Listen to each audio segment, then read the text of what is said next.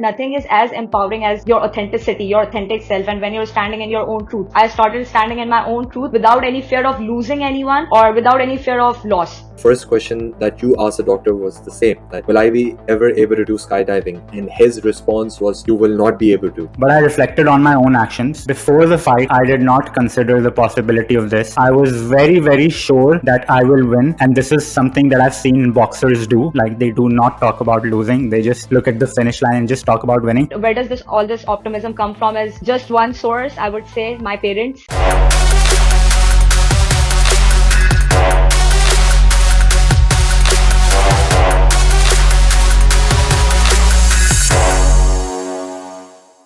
Hello everyone and welcome back to Wiser Together with your hosts Parmeet Kumar and Anas Pasha. Thank you for joining us. Please support us in any way you can. We truly appreciate it. I'm going to pass on to Anas now to introduce our guest for today. Thanks, Parmeet. Right, guys. So, as you know, we are always joined by special guests, and today it doesn't get any much better. Today we're joined by Khushi Andani. I met Khushi, as we call her, around 10 years ago, and it's been an amazing journey. She's been an immense part of my growth and a witness to my personal journey as well.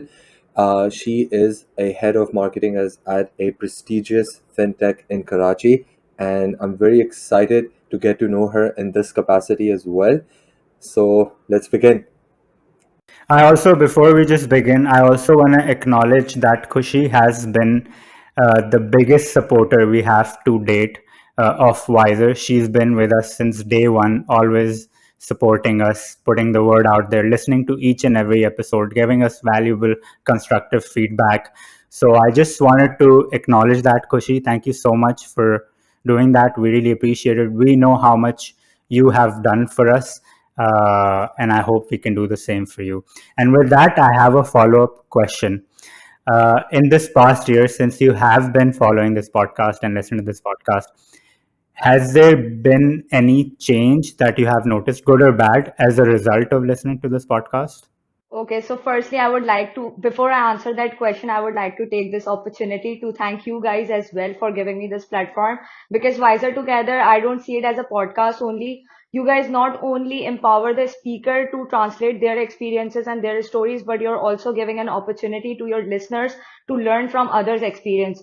I have come across this quote which says that an intelligent person is that who would understand and learn from others' experiences, because a fool is someone who would learn from their own experiences. So you're just giving people this opportunity to be intelligent. So kudos to you guys. And coming back to that question, I think so you guys have come across a really longer journey, and it's not an easy job to keep on inviting people and keep on struggling with all the back end things that you guys do, and also trying to be patient with the followers and with the feedback and with the amount of impact that you want to create. So heads off to you guys for the persistence, resilience, and the patience that you guys have been showing. I really loved those episodes where you guys were together in flesh. The setting, the environment, the guests you guys had within those episodes, it was like the best phase of the Wiser Together, I would say. I really wish for all of you, like for all of us to be together in No, flesh. definitely looking forward to that.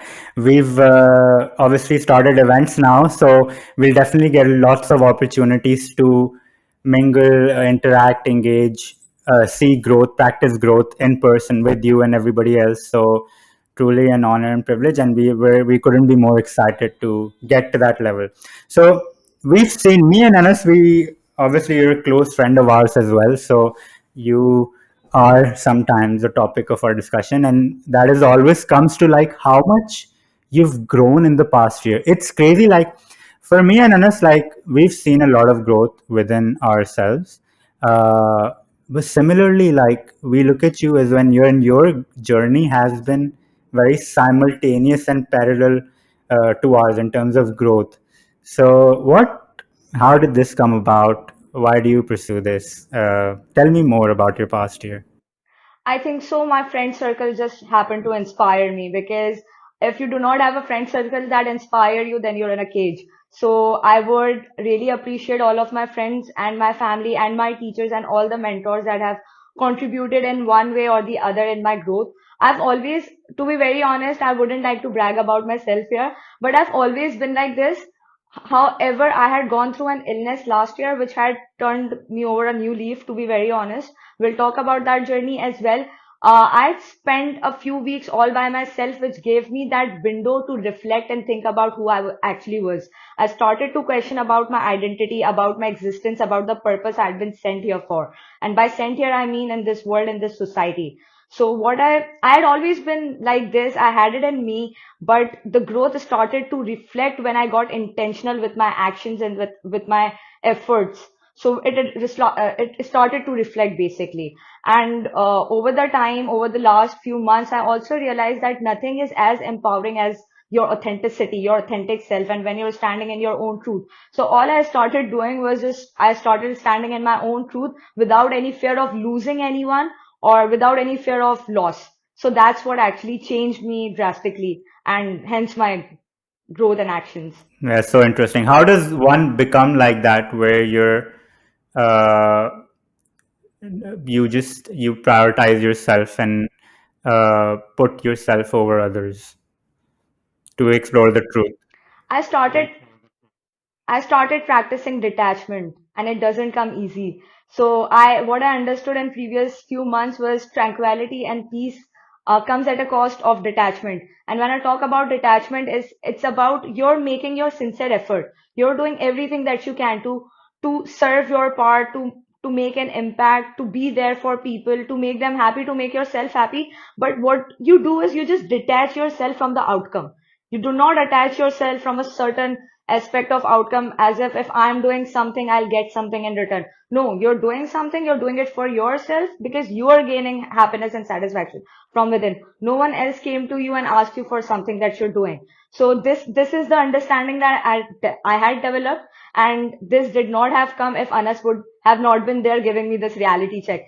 Because I used to be a people pleaser and I always had this expectation somewhere deep down that if I'm going far beyond my way, out of my way to do something for others, why are not they are not doing the same way? I was in bed for 6 weeks. I was bedridden. If had it been any one of my best friend, I would have been there every day in flesh. I remember Anas was going through COVID. He told me not to come over. I just went to see him. I dropped waffles off and I was like goodbye. So that's the kind of expectation I had also developed. However, when I talk about Anas, he's an exception. He's exceptionally a very responsible friend and a very responsible human because what I really like about you both as well is you guys don't just talk the talk, you guys actually walk the talk. So whatever you guys talk about, I've seen you guys in person acting on those things as well. So it's like, so he used to call me every day when I was bedridden. However, the friends I had here just visited me twice or thrice within those 6 weeks because I also understand they have a very hectic routine. Everyone is going through their own stuff. So that's not a resentment here. What I'm trying to say is I just understood that you should not be attaching anything that you're doing to any sort of outcome. That's all about it. If they do it, they do it. Yeah, First of all, explain to me what that teacher meant. I try to decode it a little bit because I've known you for the past 10 years and I've seen how unconditionally selfless and how unconditionally empathetic, sympathetic, all of those words that you are. And what I really want to know is that despite everything, whether you're healthy, whether you're sick, what makes you keep going? What makes you keep giving? okay, so firstly, you were right with the code, but the words were a little different. She told me that in my eighth grade, she told me I was an unstoppable horse of a never-ending marathon. So those words were really impactful. So whenever I feel low or down, or whenever the wave of doubtfulness strikes me, I always remind myself of what my teacher told me of. And where does this all this optimism come from is just one source, I would say, my parents. Uh, I mean, your like the parenting helps you a lot to shape who you are and who are you going to be in rest stages of your life. I think so. My parents are exceptionally optimistic. Even if someone would come with a sword and if will attack on them, they'll be like, "It's okay. God must have thought something. God must have kept something good in it." So that was the household I've been brought up in. So whenever something happens, I always have this in my mind that anything that is happening, it will either make me learn something, or it will either make my it will pave a way for me for a better future. So it's all about mindset. It's all about how you see things. When I talk about optimism, I would also talk about victim mindset, because that is also something that I've witnessed within my family. And as you start so during all this time, I've realized that your growth starts with unlearning first. So all the patterns that you have learned earlier, back in time, back in your childhood, actually shapes your entire life, your entire being, your entire personality. So anything that used to happen to me, my parents had always told me that there is something good kept in it. If there is any delay, there is something good kept in it. So we don't realize it today, but so I really wanted to get into IBA. It's one of the best business schools in Karachi. I couldn't get through. I was fortunate enough to be shortlisted among 2,500 students. I was one of the top and 500 students, and then I got an opportunity to take the interview. I just flunked my interview from 1 mark. I had to meet the cutoff of 50. I was at 49 and I couldn't get through that interview. I tried to get into that business school 4 times. I did not give up. The last time I tried, it was for my MBA.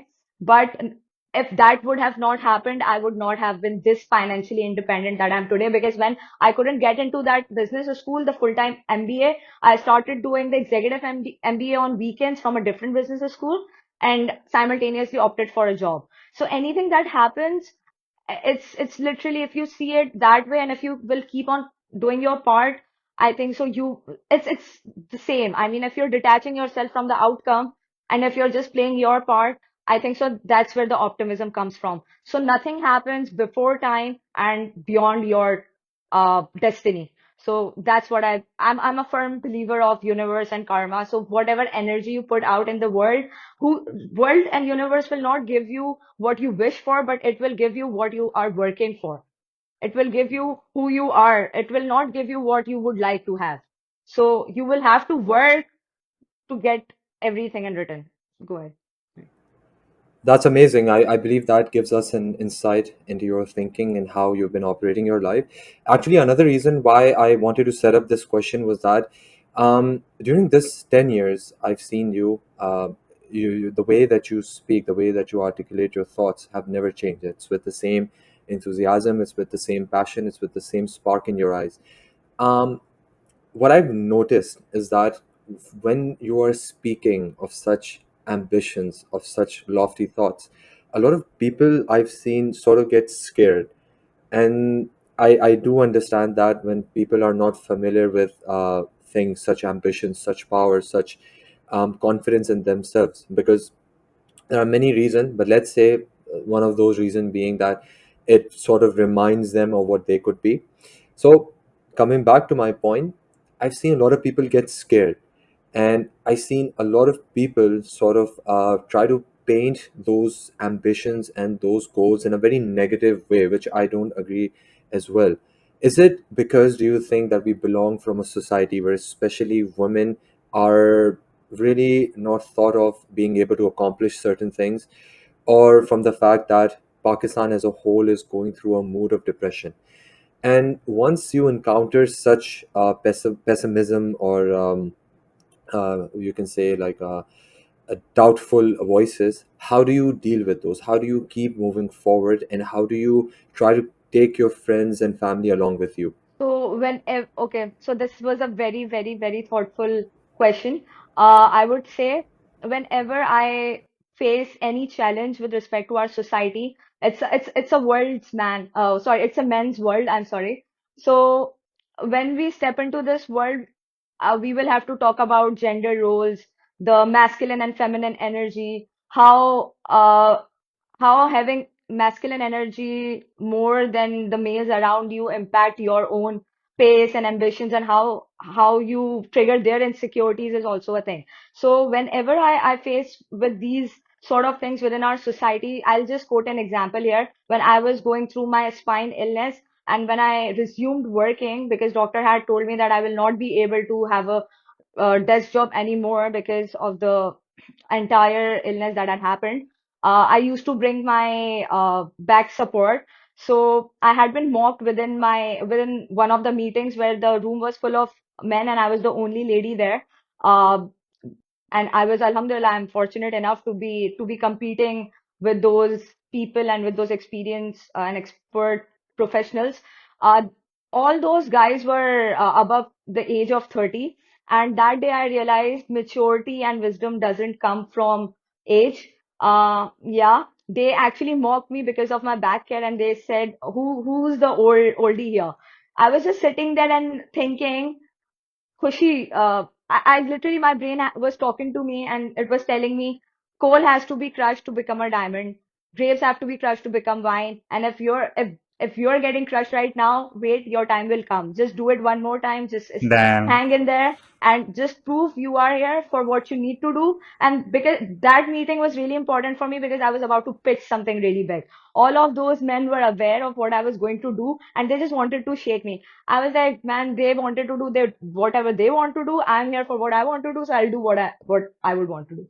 So that's the it's just about how you switch your thoughts. So you need to categorize your thoughts. If what they are saying concern you, I mean everything, if you're going to put your awareness on everything that everyone's going to say about you, you will not be able to listen to your own voices. So you need to put your awareness on what your brain is telling you, what your gut is telling you, what your intuition is telling you. So when you enter into a room, you do not have to enter into a room with that aspect of need. So when I step into a room, I do not have to take anything in return. It's like I'm here, I'm going to give what I have, and that is my job. That is done. So let them be.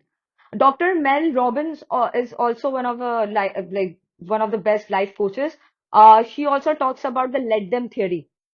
So it's like every time I come across any such negative experience, negative people, negative talks, negative thoughts, I just go like, let them be. Just put your awareness on what you want to do.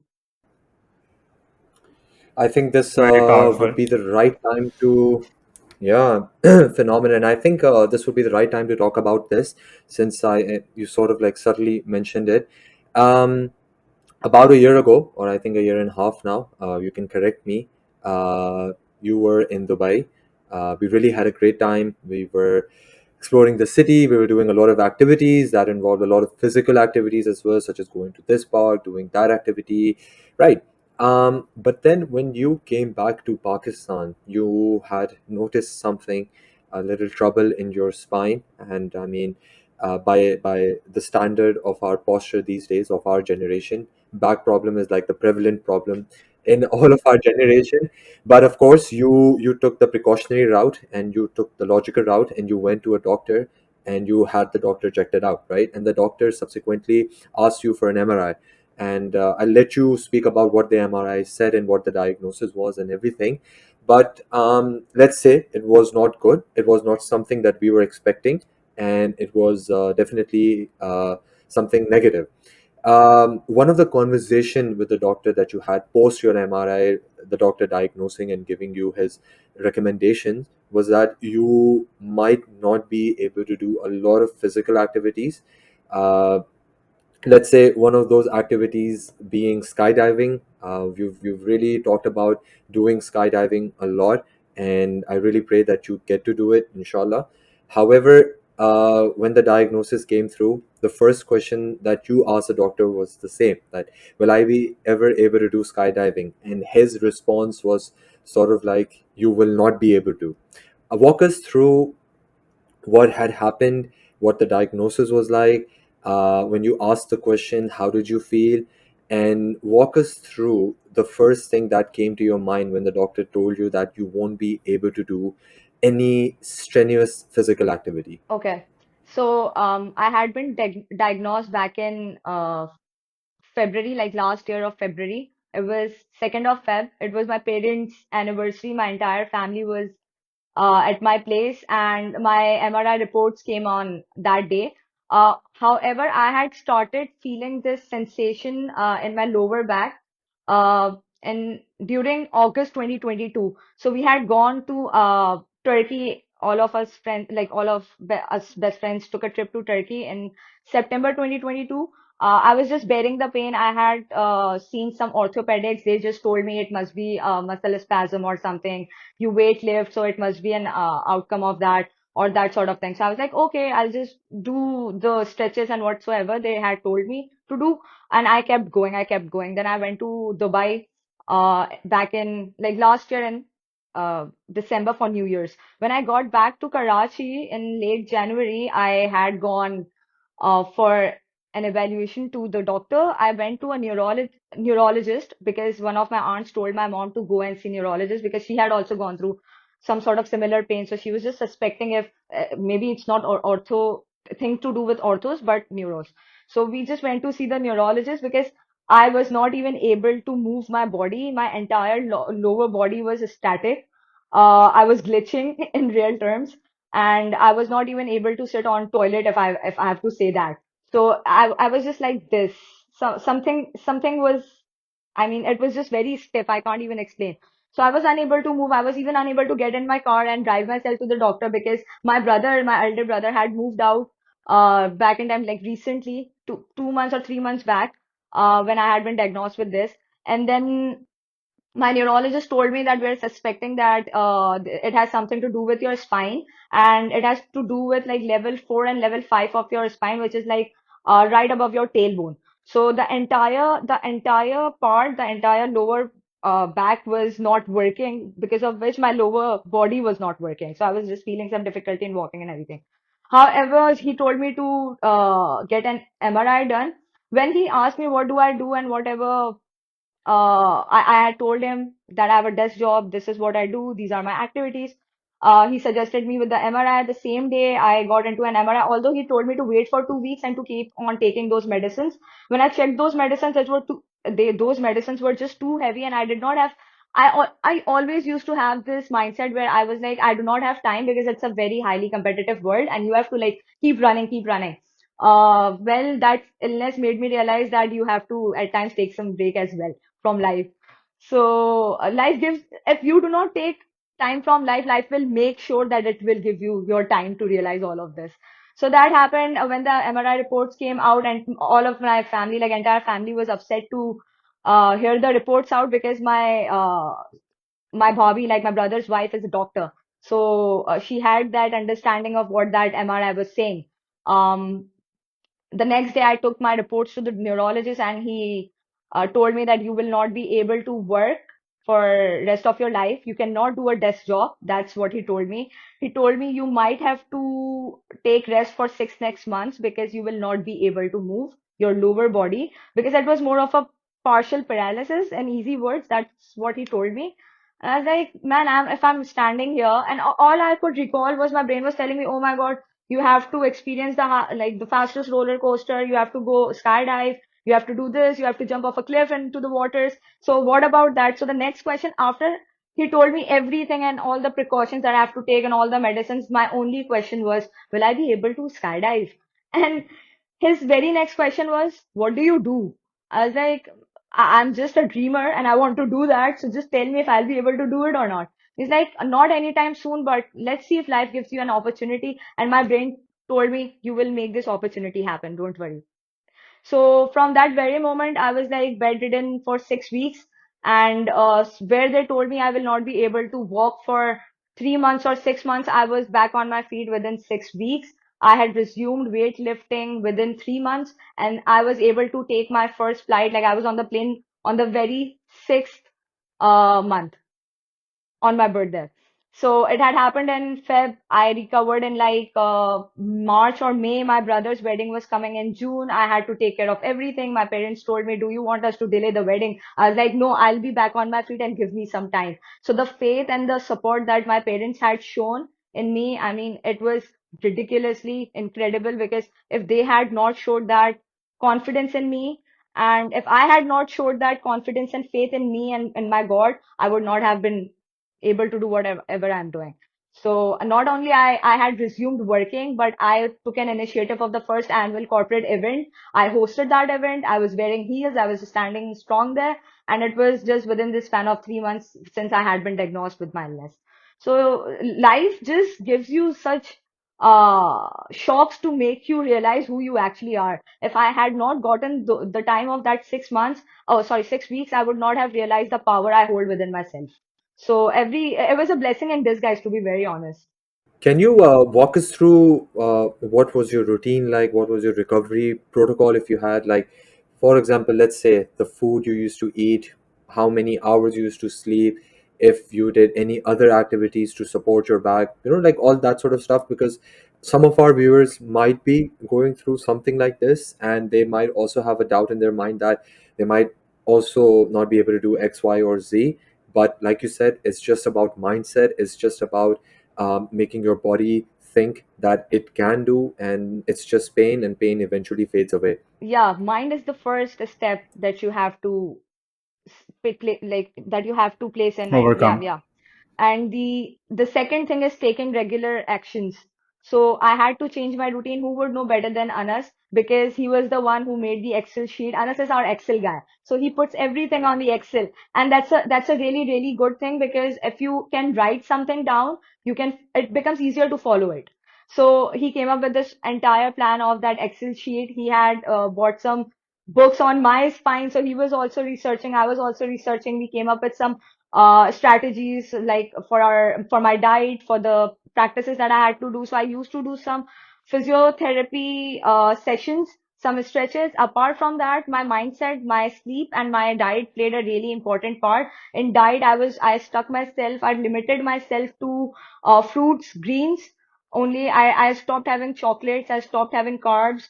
I used to feed, because you are what you eat, and I have heard you guys talking about the same thing in like in your previous episodes. So it's actually magical. Your gut is your everything. I mean, it's all connected. You have to pass the message to your brain, then you have to make your body take actions towards achieving that message that you have put in your brain, and then you just have to wait and have faith to see the outcome.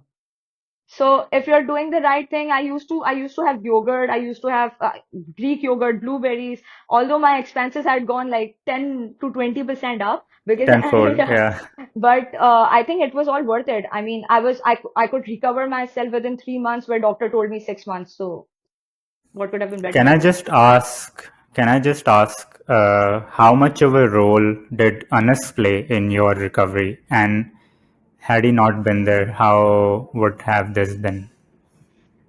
I mean, he's more of a practical guy.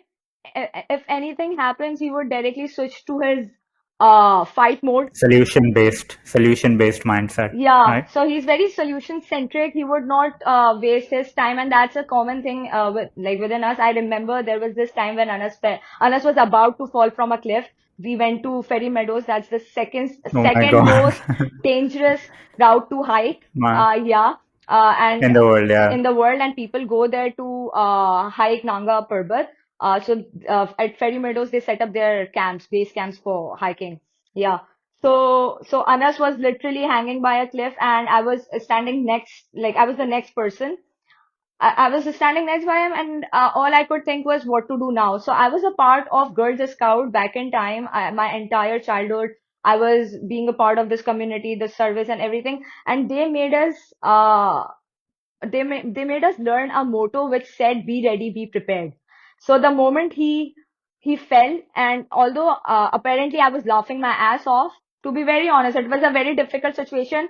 He was hanging between. It was a life and death situation. I'm not even kidding, but I was laughing my ass off. But although, and simultaneously, my brain was telling me, "You need to come up with a solution." I could see the guy, the local guide we had, sitting very far from the place that we were at, and I could come up with a solution. And same as the so I called him, and then he helped, and then Alhamdulillah, we have Anas with us right now. I'm very happy to see him. So Anas is exactly the same way. The moment he got to know about my illness, he called me up. He used to call me up every day to ensure that I'm doing the right thing. So he was more of a tutor, a mentor, who was keeping me in check. So he had come up with the entire plan of Excel. He told me, he not only told me the practical approach, but he was there as a friend as well, because there are some studies which also say that about the longevity of your life. The social interactions you have will contribute, yeah, it will contribute the most to the longevity of your life and to the standard of your life. So I think so. Anas is such an incredible pillar. I mean, whoever it's so we have a very common saying in our society where they say girls are the support system of men. Like girls are supposed to be the support system of men. But I would say it's a two-way street. Every bond that you have, I see it as a transaction because you're in a barter system. If I'm giving him something, he's giving me the same thing or maybe the double. So that's how it works. You just have to have people who have faith in you and who can keep you in check. That's it. So I thank you, think Anas. that's the biggest 100%. I think that's the biggest part, like you mentioned in the end, faith. I think researching, finding solutions and stuff that could be done, but it's like, yeah, people can, if you are willing to believe that you can treat yourself, you can go ahead and find solutions and reach for help. But having a friend that can instill that belief and faith in you, that Khushi, everything's gonna be all right, we're gonna find a solution, let's do it together. Just having that pillar of support or a friend telling that you that he or she believes in you, I think that in itself plays a big role, and then you both come in a very solution oriented mindset, and then take it from there. But it all stems from having that belief, and I've had a very similar experience with him as well in different ways. So uh, It's the same thing with you guys as well. I always say this, like, it's like this decade of friendship, between all three of us, has just been phenomenal. There's a reason why we are where we are and where we're going, why we're doing this, and why we're just consistent. We're not there yet, but we're consistent in our approach. And as Parmeet said, that there's a huge change of mindset we've seen in all three of us. It's the same thing between three of us, and I think it's just an ecosystem that we've been able to create. And again, like, if I'm able to do something, it's only because you guys also give me that belief. I can't even give the example, no, like, we will for run sure, out of it's time. a How two-way. Yeah, how Yeah. many times Khushi has been there, you have been there. It's just those examples keep on piling up, and it's just like you said, research anyone can do, Excel anyone can make, but it's just the faith. If you have between three of us, like, we know that someone has our back and someone is counting on us. It's just truly a phenomenal I think feeling. I would just summarize this by saying our purpose is to add value into each other's life. And we share the common purpose, and every bond that you have, be it friendship, be it relationship, be it with a mentorship, you just need to put your focus on how can you add value to someone's life? How can you be a source of easiness, happiness, peace? So I think that just solves a lot of problem in a bond. Yeah, if you're vibrating on the same frequency, then that helps as well for sure. I noticed you mentioned, and I've seen this theme pattern occur in a lot of conversations that I've had. You said your biggest illness that you had was also a blessing in disguise. Similarly, when we did a podcast with Rami, our very good friend and influencer from Dubai, he's doing a world record today, by the way, so shout out to him. He also said and mentioned in different words, maybe, that his cancer was also a blessing in disguise. And I've noticed this pattern for a lot of people who've come through like the darkest times. They almost needed that darkest time to sort of stem their growth. Like it's almost like you need to hit the rock bottom to then come up. So, is this the case always? And was this necessary for you to have this illness or whatever it may be for other people to then, get back up and see this growth? To be very honest and fair to you, the illness is not necessary. Life keeps on giving you those little shocks to make you learn what you're supposed to learn. But if you keep on taking those little setbacks for granted, life will give you a stronger one then. Bigger. Yeah. Yeah, okay. My illness had That's a nice perspective. I haven't heard that before. so life gave me ample of opportunities to understand, to learn. Universe kept giving me warnings, and in terms of my friends used to come give me reality checks, and this was on top of them. My parents saw me going through a phase, and they told me that this is not right. You need to stop torturing yourself in a way that I was. And then I will tell you why I'm saying this because I was big of a people pleaser and I was really attached to one of my best friends. And when my entire 10 years of life had just been crushed just because she found a new group of friends. So everything, my routine, everything was just attached to what she used to do. And when she found something else to do, I had nothing to do because I gave up on my own things. So I was kind of feeling lost for a very long time. I talked about this with Anas as well, and he had always been there. He has witnessed my journey like entirely from my rock bottom to the peak of my life, and then again. So he knows the curve. So Yeah. yeah, so when I had been diagnosed with what had happened actually with my spine was two levels of my spine had grown bigger than they should be. So the size was compressing my nerves, and nerves carry your neurons, which takes which gives, so your brain gives message or signal to your body that you have to move your hand, you have to move your feet. So the nerve that was connected to my lower was getting compressed because of the grown level of my spine. So that happened, and the most surprising part, which shook me, was it had not been uh, happened because of any physical injury to my body, but it had been occurred due to the over stress and depression and overly regulated nervous system. So all that stress, all that burden that I was carrying, it was self-developed. When you try to find love, peace, confidence in someone else, in something else, in the factors that doesn't exist within you but outside of you, you will always feel lost. You will be drinking, you will be partying, but you will not be happy. I do everything today as well. I try to keep a balance in partying and having a disciplined lifestyle, but I'm more happy and satisfied from within, because within those 6 weeks I understood life gave me enough time to revisit everything that I used to revisit what I left doing, and to help me go back to who I was and to find my core again. I started waking up at 4 a.m. I started practicing my faith more. I started going back to the community service I used to do. I started playing cricket again.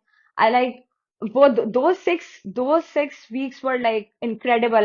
So my cousin gave me a book, The Secret. I used to hate reading. Anas was the first one who gave me the first book. It was Rich Dad and Poor Dad. So I read that book. That was the only book I had ever read before this illness happened. Then he also gave me 48 Laws of Power. I started that book, but it was very controversial book, and it was a very strong book for me to Same. digest, because the values they were teaching, it's like, wow, world is not the bubble I used to think it was. So that book, and then The Secret. So when she was handing me that book over in December when I was in Dubai, I thought, what would I do of this book? So she was like, whenever you're bored, just grab it and take a look at it. Because she could see me in that discomfort. She had known me since childhood. She was my best friend. She's 28 years old now, and she's an elder sister to me. So I've always shared everything with her, personal, professional, everything. So she could see me in that discomfort. I was about to pursue my PhD back in time when I had been diagnosed. So she had also told me the narrative that my cousins had and everything. So she just gave me that book, and she's like, whenever you feel low, just give it a look. I was like, okay. And when I was in bed for 6 weeks, I could just see that book on there on my shelf, and I was like, maybe it's time now. I started reading that book, and that book talks about law of manifestation, law of attraction, how people can overcome their illness just by putting their mind to the right place. It's all about that switch. It's all about that shift. If you have the illness in you, if you have the cure in you as well. So you do not necessarily have to hit the rock bottom. Please, guys, all the listeners, please try to learn from our experiences. Please be intellectual. So yeah, And intelligent. yeah, This is so amazing to hear because I keep highlighting this to people. It's not 2 plus 2, and it almost doesn't make sense that how can just thinking about something cure such big illnesses, or how do you get stress? You just think about it, you get stress, right? So like you said, if you have the power to create these illnesses within you, you also have the power to get rid of them without any medication. So thank you for shedding light on that and helping viewers understand as well. I want to come back to one question that I was meaning to ask. The You mentioned that the biggest quality, and that this is what I've gathered as well from you, from your friends, the biggest quality you have amongst others is helping others, right? Being empathetic, being caring, doing things for other people, pleasing, as you said. Uh, it's a quality, right? But also, this was the very quality that made you realize that I'm putting myself second and I'm not able to reach my potential, or I'm self-sabotaging myself. So how do you deal with this? Because definitely it's not like you went and became evil and now you're not helping anyone, you're still helping people. So how did you deal with this, and how do you balance this people pleasing or helping others? So I've always had a very difficult time saying no to people. I don't say no. I try to practice it, but now what I try to do is I just try to borrow some time. So when so Hmm. I'll just give an example. When Anas called me up for the recording of this episode, I just borrowed some time. I told him, can I get back to you within 2 days? And if I was not able to accommodate this recording with the headspace that I wanted to do it in, I asked him if I can have a week's time to do it. So what I've started doing is if I cannot say no, I borrow time. And I give proper rationals and reasoning as to why I'm trying to borrow some time. And the people who love me, understand me, or empathetic towards me understand it. So that also gives me a very clear sense of who are the people that are true to me and are my well-wishers, and who are the people who are just trying to who are just trying to exploit me or just trying to be selfish. So that also gives a very clear sense of that. I don't I don't hold anything against for the people who are like who think about themselves first. It's a very good quality. Everyone should have it, but everyone should respect everyone else's say in everything as well. So when we talk about people pleasing and helping, I think so the the reason that the concept of society emerged and everything, it was just because we could help each other. Living in isolation would not have helped any society to grow, right? The sense of community, because the community that I belong from an like Aga Khani community. It's so we have this whole network of Aga Khan Development Network. They do a lot of stuff for empowering life, from heritage to culture, different civilizations. They talk about how diversity help you grow. So this sense of community, this sense of service has always been inculcated within me. And as I said, I was a part of Girls Scout. They not only had learned us that motto, but they had also made us learn those 10 deeds that we should be doing every day. So I was like, what, 4 years, 5 years old when I was trying to not learn all those 10 deeds, but I understand the implications of 10 deeds now. Just pass it a smile, hold doors for the next person who is going to enter, greet everyone with enthusiasm, just be attentive when someone is sharing anything to you. I mean, you just have to make people feel heard, seen, attended. That's also a help. So from a very small gesture to like crossing the rivers, I would say if I'll be able to help someone, I would just go beyond my power to do it, because literally universe, the divine power that we have within us has made us like we have a purpose. So whenever you're gonna put your focus on what you are here for, I found my purpose in rendering service, I guess. So it makes me happy. It makes me feel as if there is something I'm doing, there is at least one thing that I'm doing the right way. Because when we came into this world, we were very pure, right? So before I love this about death is a very interesting concept to me. I think the best part about life is death. It keeps us in balance. It keeps us accountable of our actions. So I just think of going as pure, leaving this world as pure as I was when I came into this world. So in attempt to achieve that as my purpose of life, I just keep on aligning my actions and my efforts in the very right way. So that's just me. Wow, I'm amazed. I'm amazed. Uh, Khushi, honestly, the more I talk to you, and I've honestly never had the chance to talk to you in this capacity at this length. Anas always says good things about you, and we've also always met in a social setting where there's a lot of banter, and here and there we know that we're on a similar journey, so we have those conversations. Genuinely, man, you are a very powerful, bold woman, and you're honestly redefining what it means to be a woman, especially in Pakistan and in the world. Uh, I'm inspired to say the least. I don't know what I would have done had I had that back injury. I know I would have pushed through and gotten through it, but I can't even imagine what it takes to go through that and bounce back and be this version that, I'm sure a lot of people can learn from. I feel like you have so much wisdom in you that the people should hear about, and you should be more vocal and talk more. I feel like you're a natural talker as well. So whenever it feels ready or in whatever form you want to do it in, maybe typing, writing, podcasting, whatever it may be, I think you'll do great there because you have so much wisdom in you. Again, thank you so much for coming on here. Uh, you've blown me away for sure. Like, you've exceeded my expectations, and I'm so grateful that we had this chat. No, I'm equally grateful. Thank you so much, Anas. And for me, I mean, I also had one question from you because I remember Anas told me how upset you got when you lost that fight. So the way that I see your stories every day now. You have been putting up your routines, and I wish you the best. It makes my heart genuinely very happy to see that all of us are trying to expand our horizons of learning, of growth. And I mean, butterfly, do you guys know that butterflies do not Butterfly effect. Oh, that too, ripple effect, butterfly effect, yes, but butterflies cannot see their wings until they take a flight. So all of us had this power within us since ever. We just were not able to see it the right way. Since now we all are trying to help each other, I would just wish that all the people that we're connected to do the same thing for each other, for our family members, for our friends. And the question coming back to that, how did you bounce back to that after that setback? So how was your feeling? What were you thinking? honestly, it was very shocking moment. I don't want to get into the details of the fight because that also went on in a way that like it felt a bit unfair to me.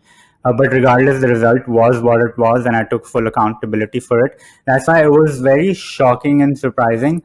Uh, but I reflected on my own actions. Before the fight, I did not consider the possibility of this. I was very sure that I will win. And this is something that I've seen boxers do. Like, they do not talk about losing, they just look at the finish line and just talk about winning. Losing is not something that even enters their mind. And I was trying to go through the same approach. But everyone's different, and I did not sort of take that into account before the fight. Had I taken that into account, things maybe my practice would have been different or whatnot. And there is some events that occurred before the fight that instilled this uh, overly confident narrative in me. Like, we had a sparring session, me and him, my opponent. We had a sparring session before the fight. So they put you together to see if you're a good match. And in the sparring session, I knocked him down, and then they stopped the fight. So then I was like, damn, man, okay, I'm gonna win, right? But that's what happened. And yeah, things happened. Feeling low, shocked. I went through a week or two of sort of reflecting a lot, like why this, that. And it's funny, like momentum is a very fun, crazy thing. Like, if you're low, like you see that translate into everything you're doing in life. If you're running at a high, that will translate into anything into life. So when I was at this low point, I wasn't working out. My mom could see I was low. I felt sick as well. So it is what it is. I'm back into it now. I'm starting boxing again, and hopefully, I'm gonna have a fight and redeem that loss in the next few months. No, I'm very happy to hear about it and very proud. And it's very important to take your time and reflect on your actions and to understand because until and unless you're gonna make mistakes, you're not gonna learn. So I think so our biggest failures are our biggest learnings and how we bounce through it, it's just tremendous and it's so now the victory will feel different to you. So I cannot wait. Yeah, they say that your level of success is only as good as how big your failures were, right? So it's important to fail. Someone who's failed and then succeeded has way more knowledge than someone who's just succeeded, right? So it's important to fail, and one should embrace failure than just looking at it at something like it's a negative thing. But anyway, thank you again. You're powerful. You're amazing. Keep doing what you're doing. I cannot wait to interact more with you and have more of these conversations. But God bless you, And thanks again. Thank you so much, guys. Thank you. Have a great day. This podcast is an amazing platform for all the speakers, all the viewers and listeners. So I really hope to for this podcast to grow, for our Wiser community to grow, because I don't see this platform as your thing. I see this platform as our thing, holistically, collectively, for all the people who are a part of this right now and who will be, and the ones who are not, we're just gonna like influence them through our actions. So kudos to you guys. Proud of you guys. Very wise, 100%. And this is what it is. Like, we want to make it a collective thing. It's not about us, it's about the growth you have within you. And then if you can realize that simultaneously with us, everybody grows. So, on that note, thank you for being a part of this. Keep growing, keep bettering yourself, and keep supporting us in any way you can. We truly appreciate it. And we will see you next Sunday. Ciao, guys.